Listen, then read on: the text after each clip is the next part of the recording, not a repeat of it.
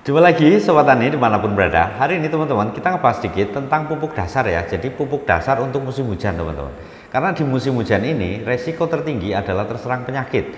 Dan itu bisa menyebabkan gagal panen teman-teman. Dan ada lagi resiko kedua yaitu banjir ya, kebanjiran. Itu sudah pasti gagal panen teman-teman. Nah makanya kita mesti antisipasi gimana caranya pupuk ini tidak antagonis teman-teman. Saya akan kasihkan untuk pakai pupuk tunggal ya supaya lebih menghemat biaya produksi kita. Kita tahu pupuk sekarang mahal sekali, jadi kita pakai pupuk tunggal aja masih mending teman-teman ketimbang kita beli NPK yang sudah jadi. Nah nanti kita siasati gimana caranya itu bisa lengkap unsurnya, kemudian tidak berlebihan. Karena kalau kelebihan, misalnya kelebihan nitrogen aja ditambah dengan hujan yang tinggi ya kan, itu jamur luar biasa cepat teman-teman. Belum lagi penyebaran jamur itu sendiri. Nah jamur itu kena hujan, kemudian kena angin, ke bawah air hujan, ke bawah angin, udah pasti teman-teman ngeradak ke semuanya. Ya itu perlu kita antisipasi, makanya penggunaan nitrogen perlu kita kontrol teman-teman, supaya tanaman kita goal ya sampai panen. Nah untuk teman-teman yang nanam semangka, melon gitu musim hujan sebaiknya agak dikurangi karena konsumsi masyarakat untuk mengkonsumsi buah yang banyak airnya itu agak berkurang. Jadi mending kita nanam tanaman lain yang lebih diminati dan pasti mahal ya, pasti cabai teman-teman musim hujan karena memang tantangannya tersendiri ya. Nah pupuknya apa aja teman-teman yang kita pakai? Yuk teman-teman yang belum subscribe, subscribe dulu. Yang udah subscribe terima kasih teman-teman, luar biasa.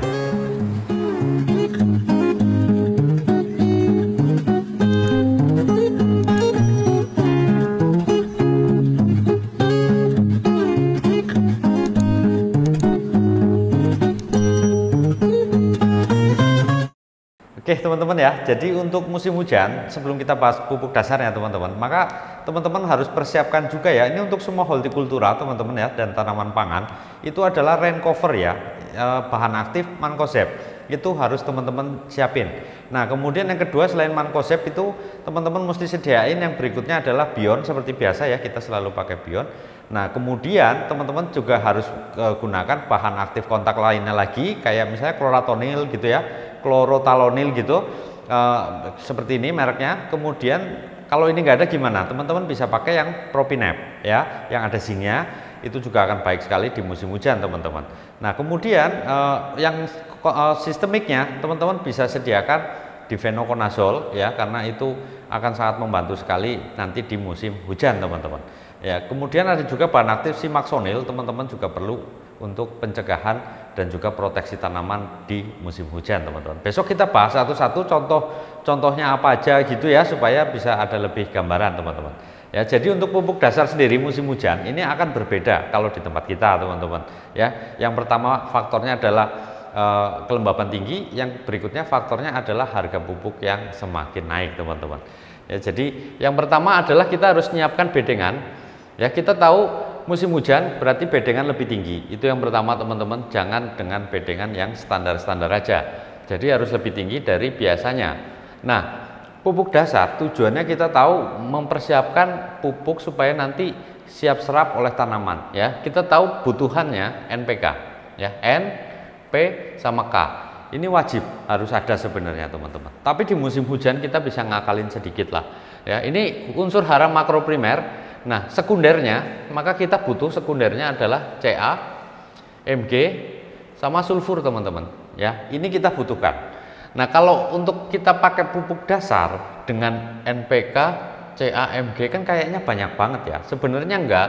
Ini Ca sama Mg ini kita bisa dapat di dolomit ya. Dolomit ini sudah ada teman-teman, kalsium dan juga magnesium ya. Jadi kita harus sedia dolomit. Nah kadang-kadang teman-teman ada yang bilang, Pak di tempat saya pH-nya sudah tinggi, perlu nggak saya kasih dolomit ya kan, takutnya terlalu tinggi nanti serapan unsurnya nggak maksimal. Kalau teman-teman yakin alat teman-teman yang pakai itu pH meter tanahnya itu akurat, maka nggak usah pakai dolomit, nggak apa-apa teman-teman ya, karena pH-nya sudah baik. Nah terus nanti gimana pemenuhan kalsium dan magnesium, teman-teman bisa lakukan penyemprotan aja gitu loh. Kalau aduh pakai apa ini ya, mahal atau apa gitu, pakai POC teman-teman ya, pupuk organik cair itu udah pasti mengandung Ca maupun Mg maupun unsur mikro lainnya. Memang jumlahnya sedikit tapi memang itu dibutuhkan teman-teman ya. Jadi ada beberapa pilihan untuk penggantian dolomit kalau yang pH-nya sudah tinggi ya. Yang pertama CNG, kemudian untuk Mag S-nya magnesium dan sulfur itu teman-teman bisa pakai yang dari Merauke magnesium sulfur teman-teman ya, jadi udah lengkap. Jadi ini namanya secondary nutrisi, maka kita harus penuhi, tetapi gimana caranya terserah teman-teman. Kalau yakin ya udah semprot aja ya. Nah sekarang kalau pH-nya di tempat teman-teman rendah, terus gimana? Bisa nggak sih kita pakai urea? Ini kan N ini urea ya teman-teman ya. Urea itu 46%. Kemudian ada P, ini ada TSP ya, TSP 36. Saya saranin teman-teman pakai TSP 36 ya. Kenapa pakai TSP yang 36? Karena kalau yang asli itu mengandung fosfat, berarti 36% ya. Kemudian dia sudah ada sulfurnya teman-teman ya, di TSP 36 yang produksi petrokimia itu sudah ada sulfur 5%, lumayan teman-teman ya, karena dia sekunder, yang penting sudah ada. Jadi dari pupuk dolomit dan TSP yang 36 ini kita sudah dapat unsur 1, 2, 3, 4 teman-teman. Cuma aplikasi yang jadi masalah, yang kadang-kadang menyebabkan pupuk itu kita sudah sebar tetapi tidak bisa diserap tanaman ya. Nah kemudian yang berikutnya adalah kalium. Ini KCl ya, kita pakai KCl aja. Tinggal tanaman teman-teman gimana, alergi nggak sama klorin, misalnya teman-teman kentang, kemudian apalagi apa namanya itu yang umbi, apa namanya ya, wortel. Nah itu jangan pakai KCl teman-teman. Teman-teman pakai yang misalnya ZA gitu, nggak ada masalah. ZA itu sudah ada sulfur dan juga KCl ya. Jadi di ZA ada kalium ya, K2O ya, dan juga ada sulfur ya. Jadi ini teman-teman bisa pakai di tanaman-tanaman yang alergi sama klorin ya atau Cl. Nah ini sudah dapat. Nah urea ini tidak terganti teman-teman ya, dia nggak ada lagi substitusinya ya. Cuma musim hujan bagaimana? Nah karena ini adanya antagonis, ini dolomit teman-teman, kalsium dan magnesium ini boleh dibilang dia antagonis dengan semuanya ya. Dengan urea dia antagonis, dengan P dia antagonis, dengan K dia antagonis ya kan. Nah kadang-kadang ada teman-teman nanya, masa iya CNG dicampur sama KNO3 putih nanti jadi antagonis ya. Teman-teman yang lihat di pola pemupukan cabai misalnya gitu ya, di penyemprotan ya, itu kalau disemprotkan dalam jumlah yang terkontrol itu tidak akan antagonis teman-teman. Kemarin saya sudah jelaskan ya bahwa antagonis bisa terjadi itu karena berlebihan salah satu unsurnya, makanya dia akan menekan unsur yang lain teman-teman ya. Jadi kalau disemprotkan CNG dan KNO3 putih nggak ada masalah ya. Jadi kalau di tanah itu akan jadi masalah teman-teman, karena bentuknya masih padat dan juga dia belum terurai ya. Begitu ada air, kalau dia over jumlahnya banyak, di situ ada ini dolomit, udah ngumpal nanti. Apalagi ketemu urea, K sama N aja ini antagonis teman-teman ya. Urea dengan KCl itu antagonis, jadi jangan dicampur teman-teman ya. Kemudian urea dengan P juga sama antagonis teman-teman, dia nggak bisa campur. Yang boleh dicampur cuma P ya, SP36 dan KCl, ini boleh teman-teman campur. Nah kalau untuk aplikasinya sendiri N dan K ya, jadi urea dan KCl ini sebenarnya bisa dicampur, tetapi akan resiko teman-teman. Nanti takutnya saya jelasinnya nggak lengkap, nanti dicampur ujung-ujungnya dia ngumpal semua teman-teman. Mendingan kita pisah aja ya biar lebih aman. Jadi untuk aplikasi di bedengan, kan bikin bedeng ada beberapa cara teman-teman. Jadi kalau di tempat kita itu biasanya ada gaya teman kita itu yang main timbun ya. Jadi main timbun, dia bikin jalan di sini, tapi dia bikin jalan itu untuk nimbun sininya. Nah jadi dialihkan ke sini. Nah ini ada gaya seperti ini ya. Jadi dia otomatis akan tinggi, yang sini akan rendah jadi jalan. Ada juga yang langsung dicangkul di sininya. Nah, ya ada. Nah, ini mana yang terbaik ya menurut saya ya yang dicangkul sininya. Cuma memang agak kerja keras teman-teman. Beda rasanya sama yang dari samping ya. Nah, supaya ini tidak antagonis antara pupuk dan juga kapur ini teman-teman. Ya, pertama-tama teman-teman ini dulu deh, siapin dulu bedengan mau berapa banyak ya. Bedengan mau berapa banyak, kasih garis, bebas lah biasanya pakai apa. Sebaiknya adalah dolomit masuk dulu teman-teman ya. Kalau di kita dolomit musim hujan masuk dulu, dosis agak banyak karena di tempat kita pH rendah. Nah pengaruh hujan dia akan menurunkan pH agak banyak teman-teman ya, makanya kita butuh dolomit agak banyak. Jadi misalnya teman-teman biasa pakai per hektar ya, itu rata-rata kan 1 sampai 2 ton. Anggap teman-teman pakai 1 ton musim panas. Nah, musim hujan teman-teman tambah plus setengahnya ya.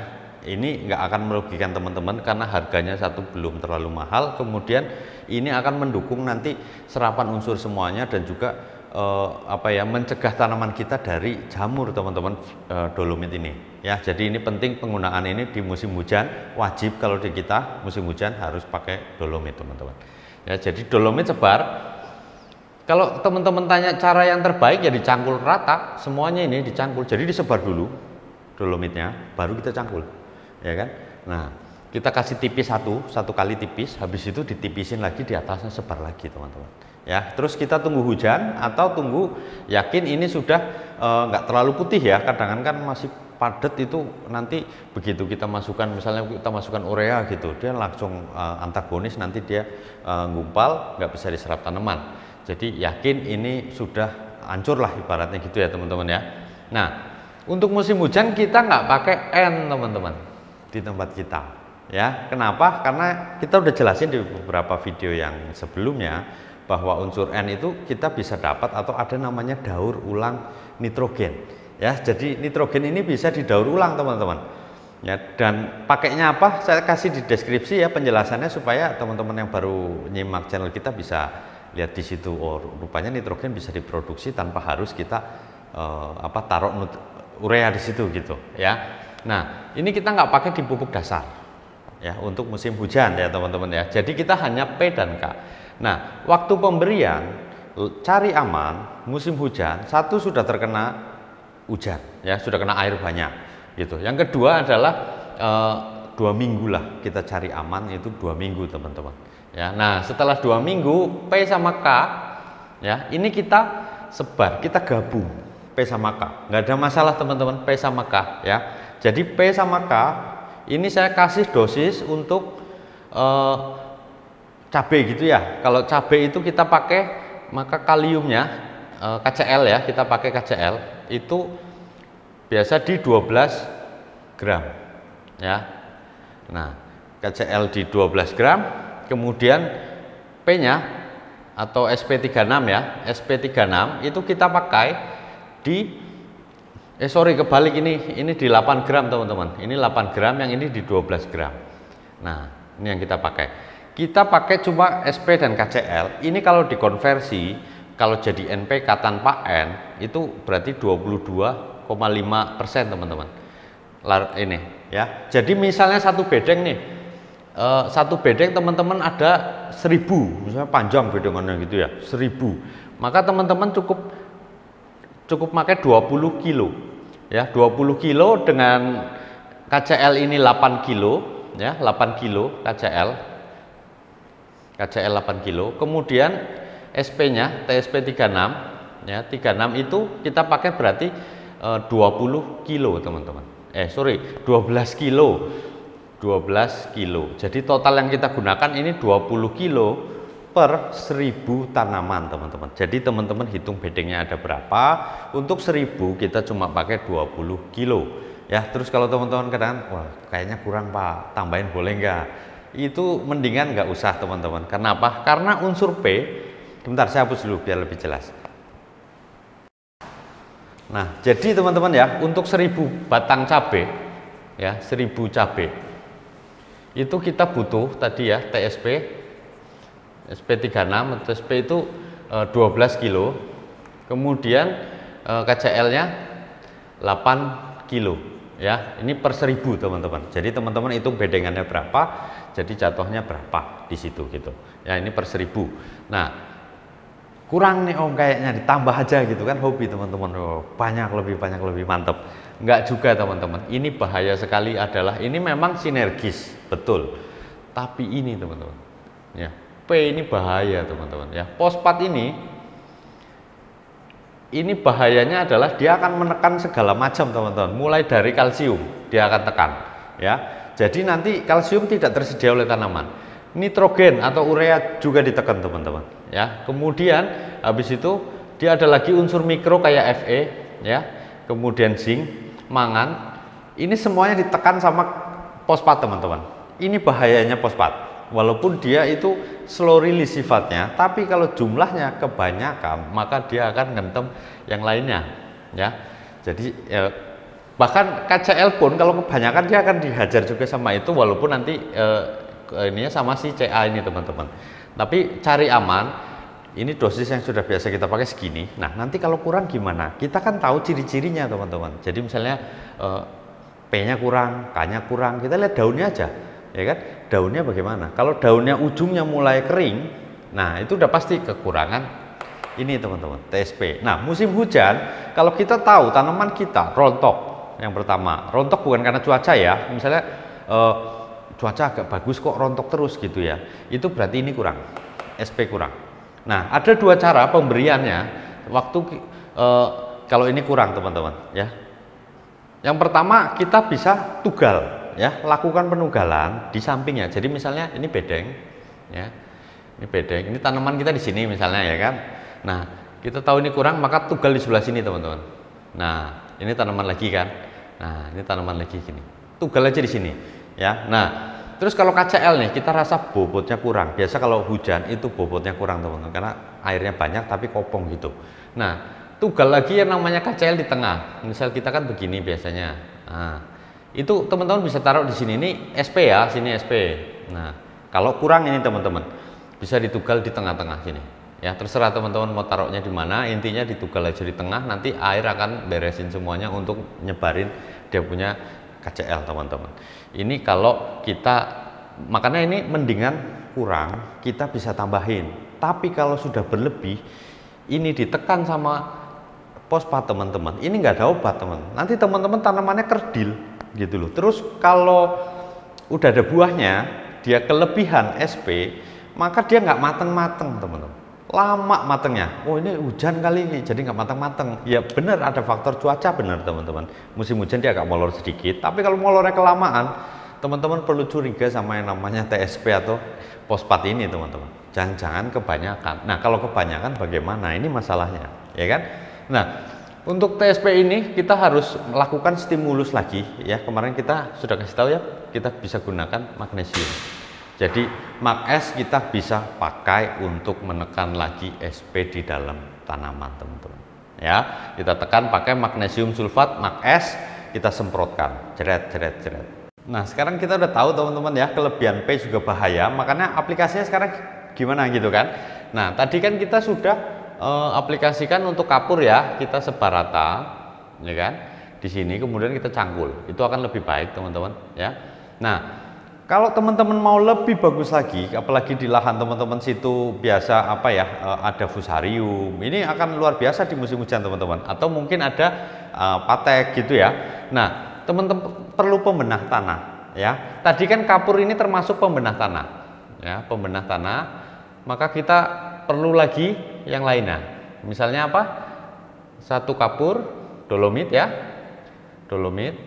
Kemudian yang berikutnya. Yang terbaik menurut saya adalah tetap ya sekam bakar. Nah sekam bakar ini sangat bagus teman-teman.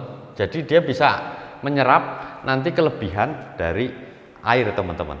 Ya jadi kelebihan air hujan itu diserap itu disimpan sama si sekam bakar. Kemudian sekam bakar itu dari bakarannya itu dia akan ini apa namanya ya menetralisir airnya karena ada arangnya teman-teman ya. Arang ini sangat penting teman-teman ya. Besok kita bahaslah arang manfaatnya bagaimana sih, terus hubungannya sama air, nanti hubungannya sama pupuk itu akan seperti apa ya. Jadi ini bagus sekali kalau teman-teman campur dolomit dan sekam bakar ini sebar di sini. Ini sangat bagus teman-teman. Tapi misalnya teman-teman banyak nih sekam, saya banyak sekam berlimpah gitu, taruh aja sini, bakar di sini, itu akan lebih menjamin teman-teman bebas dari jamur teman-teman ya. Jadi selera aja mana yang tersedia. Kalau tersedia dalam jumlah sedikit sebaiknya sebar aja rata ya secukupnya. Apa namanya, kemudian kapurnya juga ya disebar di sini. Kita tunggu 2 minggu ya teman-teman, atau 1 minggu atau setelah hujan ya. Paling cepat 1 minggu, paling ideal di 2 minggu lah, itu sudah aman. Kalau untuk musim hujan biasa kelembaban kan tinggi, jadi dia akan lebih cepat terserap ke dalam tanah teman-teman ya. Setelah itu baru kita kasih yang namanya, ini kita kasih ya, itu fosfat ya sama K ya, ini SP36 sama KCl. Dosis kayak tadi kita pakai ini 12 kilo, yang ini adalah KCl-nya 8 kilo. Kita gabung aja, diaduk rata teman-teman, kemudian sebar ya. Sebar di sini bebas, mau teman-teman mau model garis juga boleh kalau yang nggak pakai mulsa ya. Kalau yang nggak pakai mulsa sebaiknya taruh di tengah gini supaya nanti pas hujan dia bisa terdegradasi oleh air hujan, nyebar pelan-pelan. Nah, dengan pupuk dasar yang seperti ini, terus gimana perkembangan tanamannya? Akan lambat teman-teman ya, tapi tersedia unsurnya, tapi lambat. Perlunya kita booster ya, karena di sini belum ada urea, belum ada N.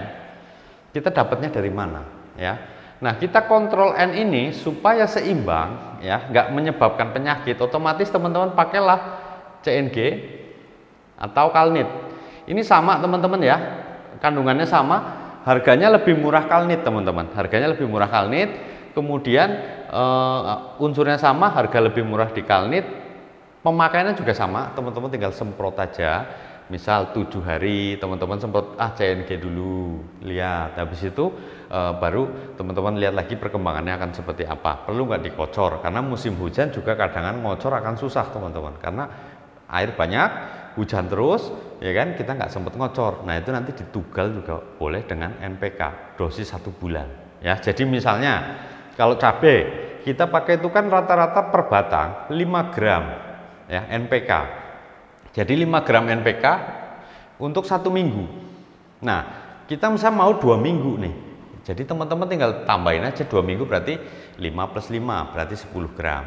Tugallah di samping tanaman, jarak se-4 jari ya, kalau tanaman masih fase vegetatif. Nanti teman-teman lihat tajuknya, makin jauh tajuknya maka teman-teman geser ya, supaya sesuai dengan akar, posisi akarnya teman-teman. Kalau untuk 3 minggu deh, kayaknya ini 3 minggu aja jangan itu ya, tambah lagi 5 ya. 4 minggu atau sebulan sekali aja mupuknya gimana? Boleh, tambah lagi 5. Nah, ini kan 20 gram. Kita kasih di mana? Apa iya kita taruh satu lubang? Kan nggak mungkin. Jadi mendingan teman-teman taruh ini misalnya tanamannya, ya kan? Nah, teman-teman taruh misalnya di sini 5 gram, di sini 5 gram, di sini 5 gram, di sebelah sana lagi 5 gram. Itu lebih efektif teman-teman untuk musim hujan. Untuk 1 bulan lagi, ya kan? Atau mungkin, wah ini nggak cukup Pak, sebelahnya ada lagi gitu.